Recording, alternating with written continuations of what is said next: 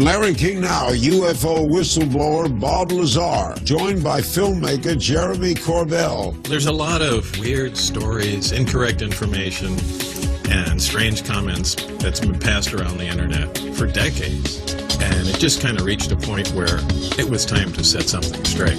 There were 27 forensic agents with a truck there for paperwork. I don't know. We don't really care. We just know now that our conversations are not private. Element 115 is it's a unique element. When it's exposed to radiation, it produces its own gravitational field. And it's certainly nothing that occurs here or naturally. And it can be weaponized, and that's kind of the issue here. Plus, so you're a believer? Well, there's no question. It's as real as your coffee cup is, to me. So all next on Larry King Now.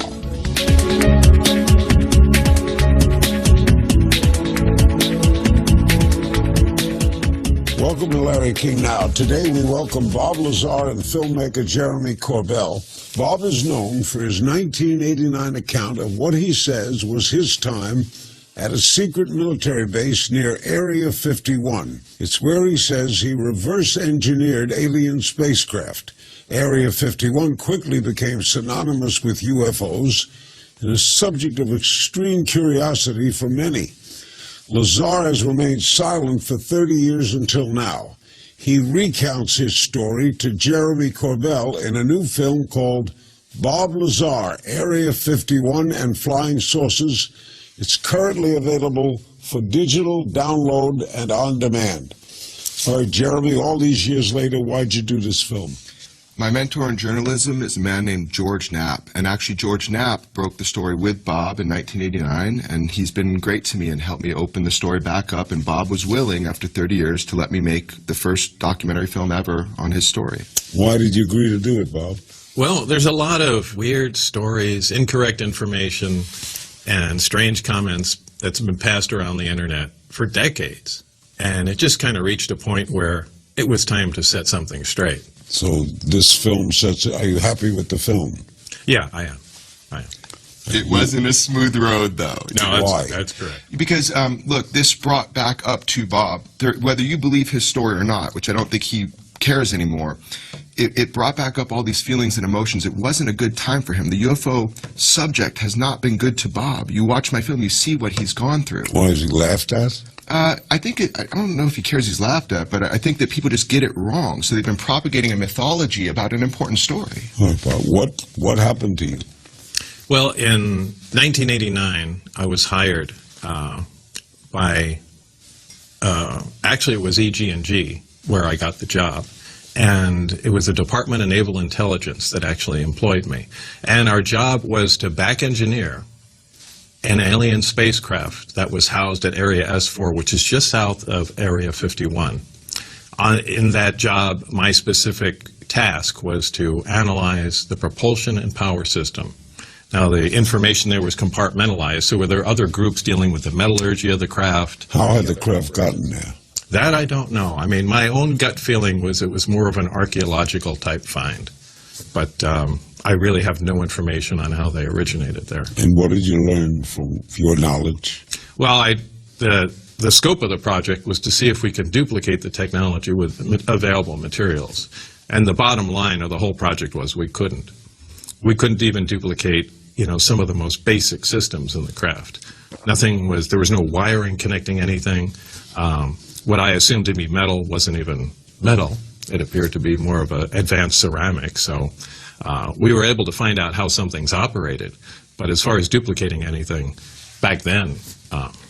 So did that make you an extreme believer? Yeah, because I was quite a skeptic before. So this was really the only thing, having my hands on the equipment, that could have possibly made me a believer. When they told you, here's what we have, what did you think?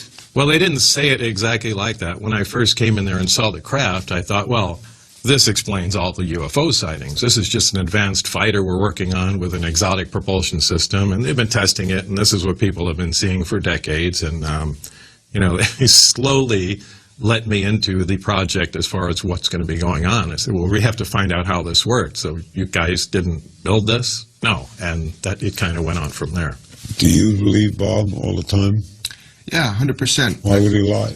Well, that's the whole thing people don't understand. You know, you have to get, part of my movie is showing who Bob is for you to get an understanding, because if you don't know who Bob is, you dehumanize him. And by dehumanizing him, you can dismiss the message. But the moment you get to meet Bob and get to know him, it's really hard not to completely understand that he is telling you exactly the way it went down, no matter if you can accept it or not. Area 51, we did a show from there years ago.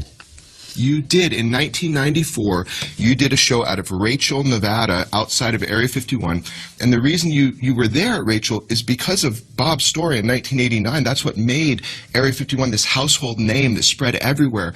So thank you for doing that show. It was powerful. Most people on that show, they only knew about it because Bob had said it. So we've come full circle. So now we're at a place where, thank you for doing that. And now we're at a place where we can kind of go deep now. We can go deeper. Now, what does the government say, UFOs? If I were to talk to a government agency. Actually, I think it's kind of changed now. I mean, back then it was, we stopped investigating UFOs back in the 60s with Project Blue Book, if I recall, and they denied everything. But there have been recent developments that I don't really follow UFOs at all, but Jeremy You don't? does. No, I'm actually, believe it or not, I'm not interested in the topic. I don't follow UFO stories. I was just privileged to be part of the technology research that I'm fascinated in. But no, all the other stuff, I even have a hard time believing most of the UFO stories. Did you take pictures of this craft? No, that I couldn't get away with. Are there pictures of this craft? Well, I did have, after I left the project, I did still know some of the test flight times. So there were several occasions that I did tell friends about it secretly, and we drove out to the desert and at night and filmed some of the test flights. So it was far away. Did it fly? Oh, yeah. If you don't know how it worked, how are you able to fly? How are you able to fly it? Well, you know, my analogy to that is you can get a motorcycle and drop it off in Victoria Times with the keys in it. Now, given time, they'll play around with it, push buttons, eventually turn the key, and over time they'll be proficient at driving it and using it. But once it runs out of fuel, it's going to stop working, and when it comes right down to it, that can't even fabricate a plastic fender on the thing. So that's exactly where we were. And to be clear, he didn't fly one. He never said he did. He walked into one, the one he was working on. That's when he said it was an ominous feeling. He stepped in, and the way he described it to me in the film is nothing was made for us. The seats were too small. Do we see the craft in the film? Oh, you do actually. There's from one of the test flights, it's horrible video over black with this little dot of white light, 1989. So, but you do see something flying in the sky. Was there a pilot on the flight? Yeah, there was. I only know that because I was in the hangar when the craft was flying, and I heard communication back and forth. Did it look like a flying, like a round thing? Oh, yeah, it absolutely did. Is the government watching you, Bob? I didn't think they were after 30 years, but, due to recent events, I would probably change. What happened? Jeremy and I had a private conversation out in a remote area of my property. Cell phones in our pockets, but turned off. All filmed. And filming it, and Jeremy was down there to film some of this documentary. He left the following morning, and simultaneously there was an FBI raid at my place of business. Yeah. Looking for what? Well, they said they were looking for some receipts from an individual that might have bought some toxic material from a company. But they came with more people than you could really think would even fit in our building. I mean, agency after agency, computer experts pulling information off the computers. And what do you think they were there for? Well, what do you think, Jeremy? They were able to repeat back verbatim a portion of the conversation that we thought was private, and that shocked us because we were joking that nobody even cared 30 years later what he says. But apparently it's not as it appears. There were 27 forensic agents with a truck there for paperwork. I don't know. We don't really care.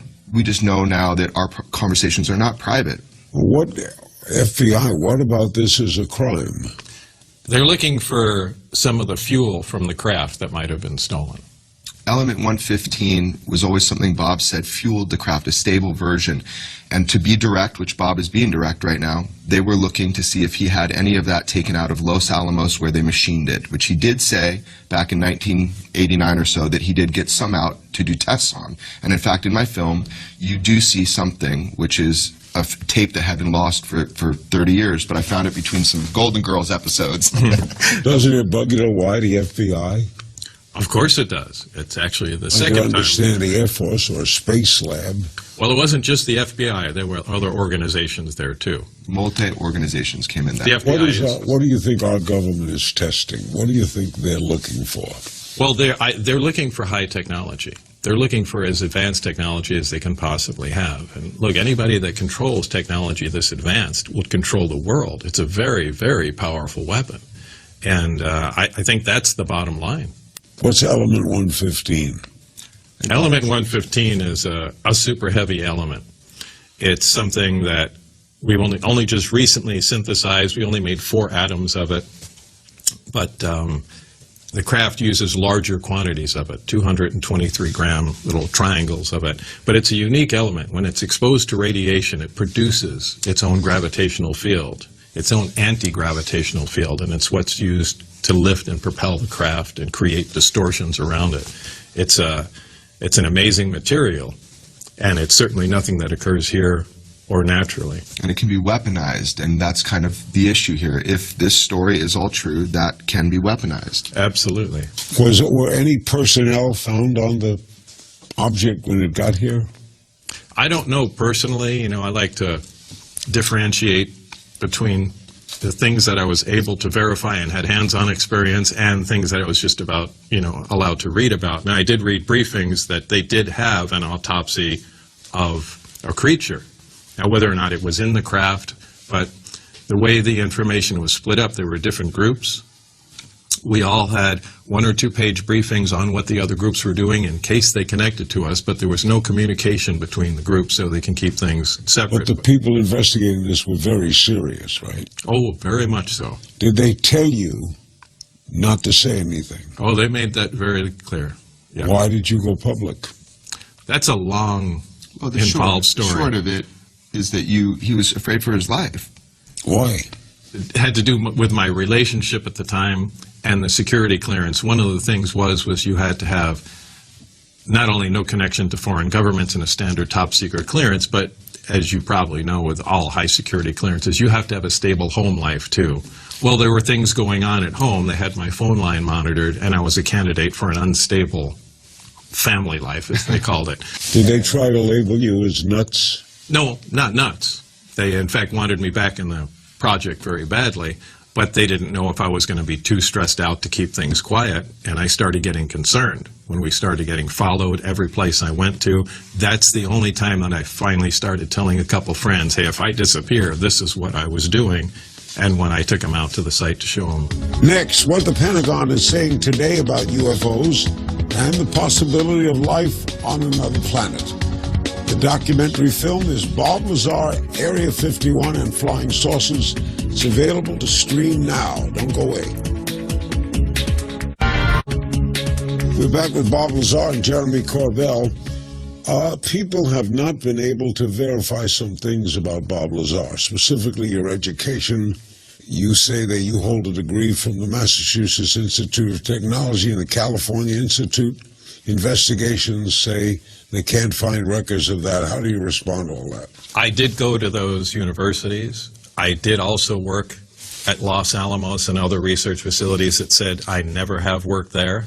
And there has been a concerted effort to essentially erase my background, which is exactly what Jeremy's film covers. Something puzzling about all of this, Jeremy, is why does the government hide this? Well, so we all believe, most people believe in extraterrestrials. Right. Most people. So what are they afraid of? We're living in a different world now. Since December of 2017 with Commander David Fravor, the Tic Tac UFO case, which I broke before the New York Times. I reported on that twice. That case opened the door, so we now know the government did not stop studying UFOs in 1969. There's a program called ATIP. That program is now acknowledged. So what are they afraid of? I think they're afraid of weaponization. I think that's the issue here. And also, you're right, we're not alone in the universe, but are they visiting here? And that's the question that they've been unwilling. Well, I always said why don't they just release information that these events occurred and they can keep the technology secret? That I've never understood, so I'm with you on that. Why are they afraid of you? What are you going to tell us? Just what I did, the existence of the project. All right. Why are they so afraid of that? I don't. You'd have to ask them that.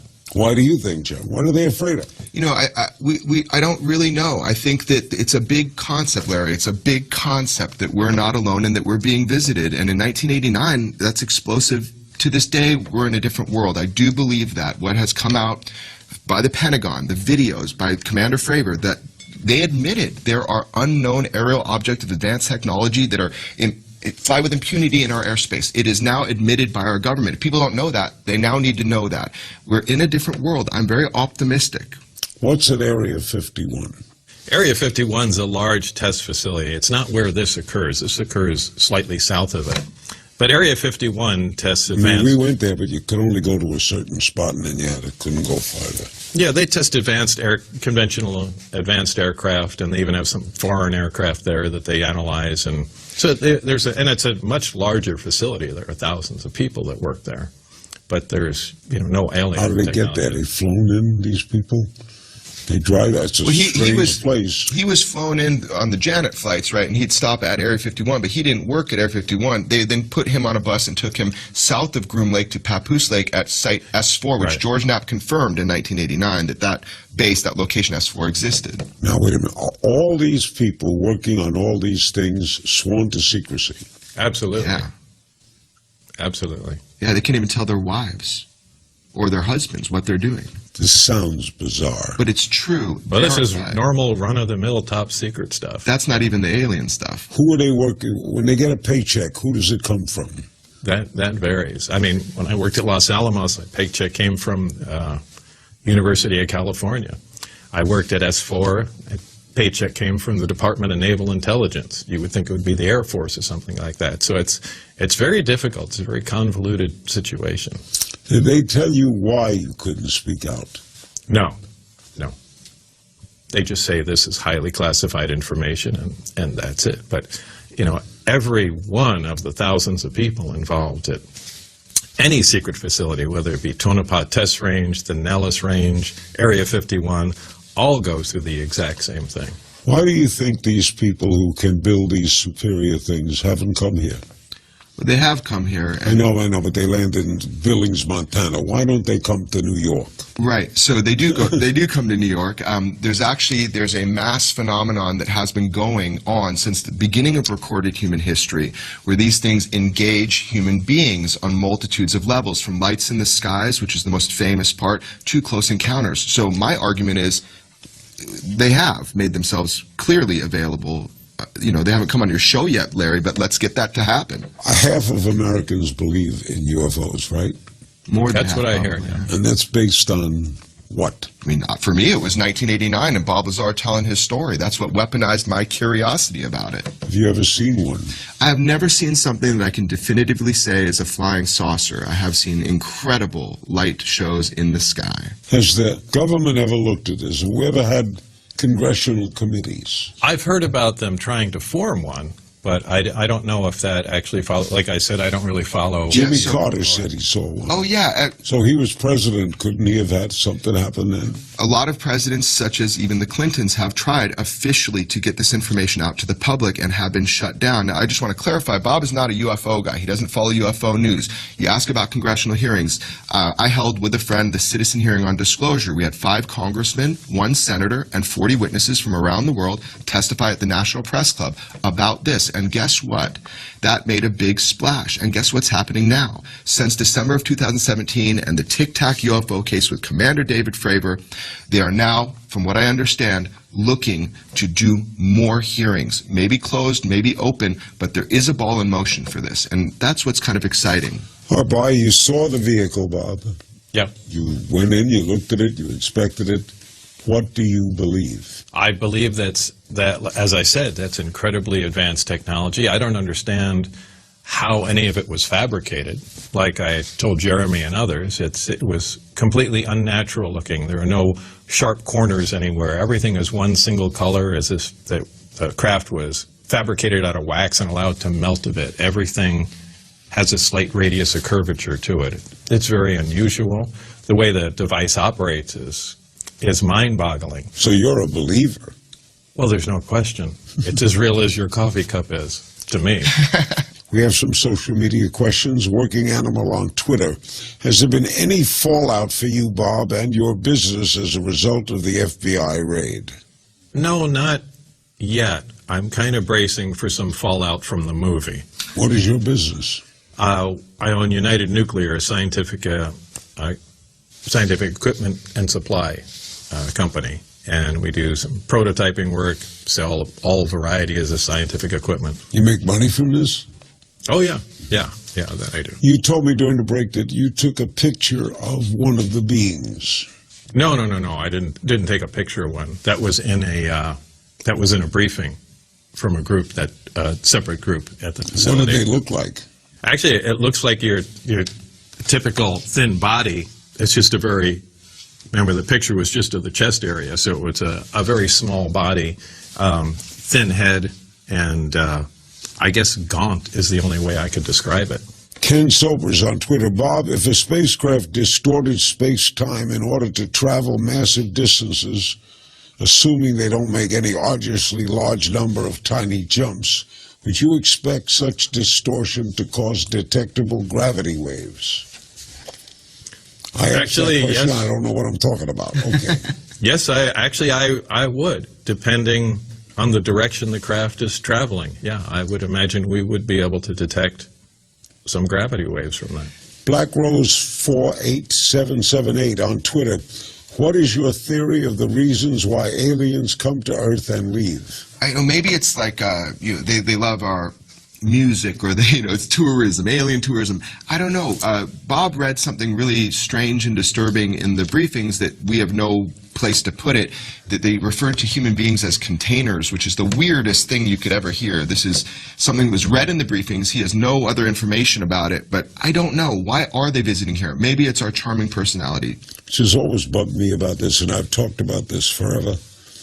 Why don't they land in Washington? This is a guess. Go to the Capitol, on the Capitol steps, and communicate. Well, you're assuming they're on the same level with us. When have you ever stopped on the side of the road and pulled over and decided to try and communicate with a bunch of cattle on the side of the road? I think they're just on a completely different level. You never take the time to stop and try and talk to an anthill. I just think they're just in a completely different level, and we're something to observe and maybe have some use, but I don't think they're looking at us, right? Yeah. Yeah, they certainly are, and they have been for a long time. Black Rose asks, what is the purpose of scientific people keeping their knowledge hidden about aliens?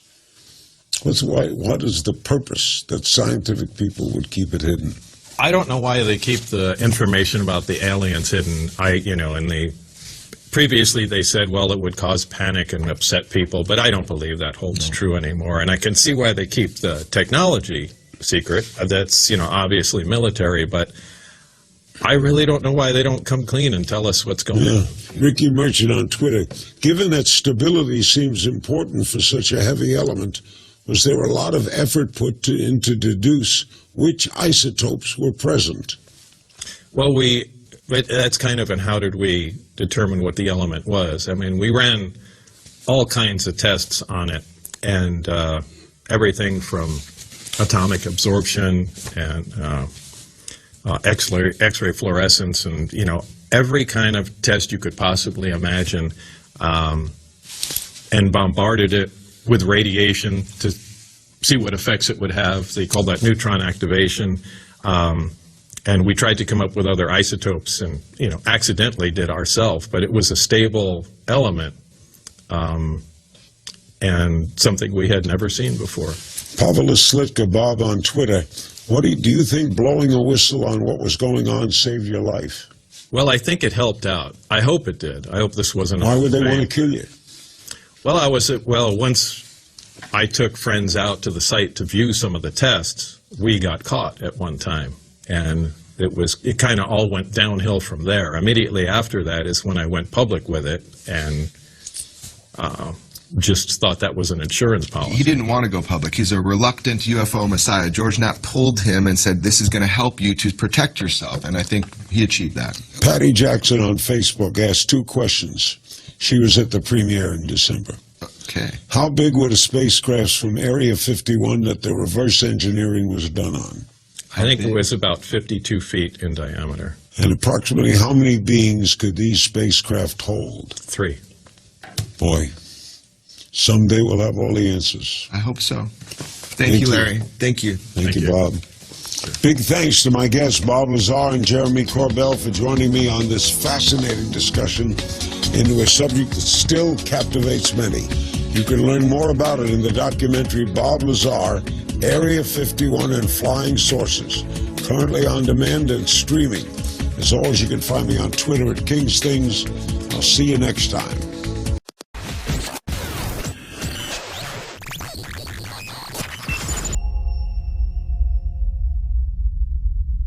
My name is C-180 Orgy. I am the only chance that you are given in order to cease your arrest. Answer my questions and identify yourself. I will destroy you and all of your kind. This is an inappropriate response. Cooperation is required. Identify yourself. I won't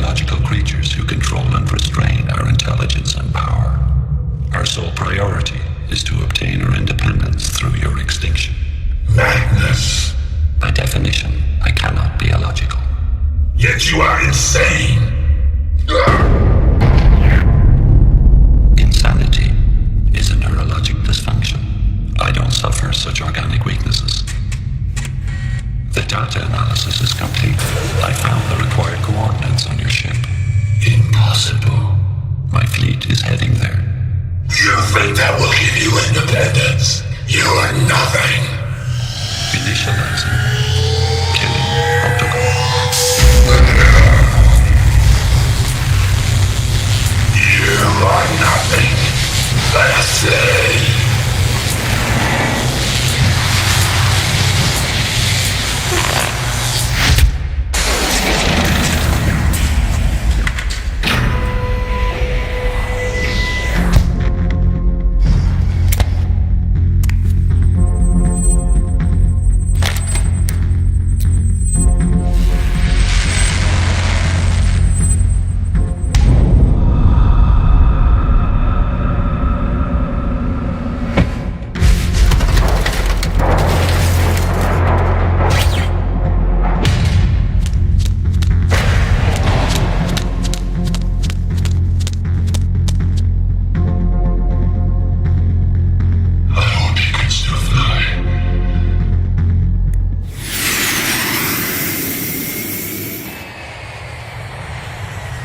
This must not be too late.